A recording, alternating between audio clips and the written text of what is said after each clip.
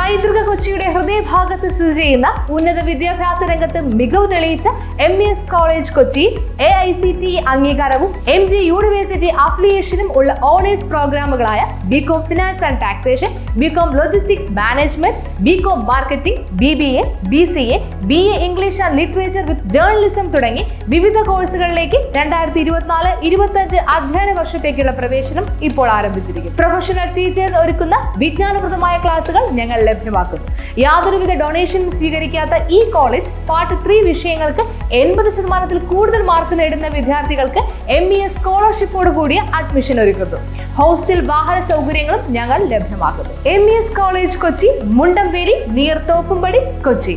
Contact 0484298067 7902980067. Gandhi പഠന കേന്ദ്രത്തിന്റെ ആഭിമുഖ്യത്തിൽ ഖാദി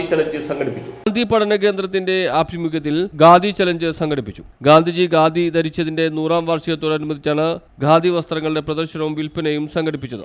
ഖാദി എന്ന് പറയുമ്പോൾ നമ്മുടെ ഓർമ്മയിൽ വരുന്നത് മഹാത്മാഗാന്ധിയാണ്. മഹാത്മാഗാന്ധി 24 വയസ്സുള്ളപ്പോൾ ദക്ഷിണാഫ്രിക്കയിൽ പോവുകയും ഏതാണ്ട് 25 വർഷം ദക്ഷിണാഫ്രിക്കയിൽ സേവനമനുഷ്ഠിച്ചപ്പോഴാണ് വർണ്ണവിവേചനം എന്തെന്ന് കാണാൻ സാധിക്കുകയുള്ളൂ.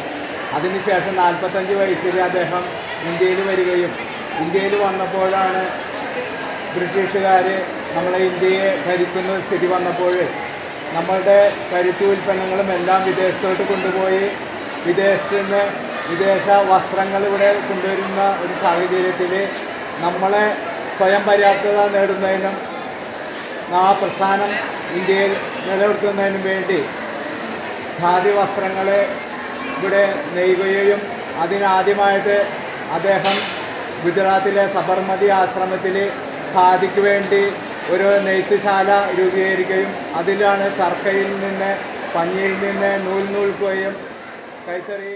ഗാന്ധി വിചാരധാര, സർവോദയ മണ്ഡലം, ഏകതാ പരിഷത്ത് എന്നിവയുടെ ആഭിമുഖ്യത്തിലാണ് പരിപാടി സംഘടിപ്പിച്ചത്.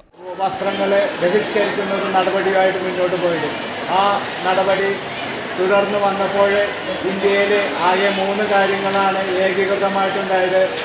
ഇന്ത്യയിലെ നോട്ടുകൾ, അളവ് തൂക്കങ്ങൾ, അതോടൊപ്പം തന്നെ ഇന്ത്യൻ വസ്ത്രങ്ങളിലായ ഖാദി. ഇന്ത്യയിലെ എല്ലാ സംസ്ഥാനങ്ങളിലും നമ്മൾ ഉപയോഗിക്കുന്നത് ഖാദി വസ്ത്രമാണ്.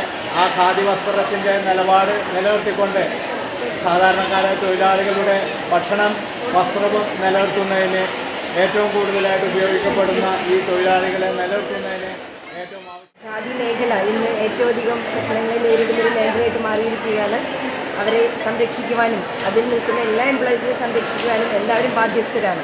അപ്പോൾ അതുകൊണ്ട് നമുക്ക് ഖാദി പ്രൊമോഷന് കൂടുതൽ ഊന്നൽ നൽകേണ്ടതാണ്. എല്ലാവരും ഖാദിയുമായി സഹകരിച്ച് മുന്നോട്ട് പോവേണ്ടതാണ്.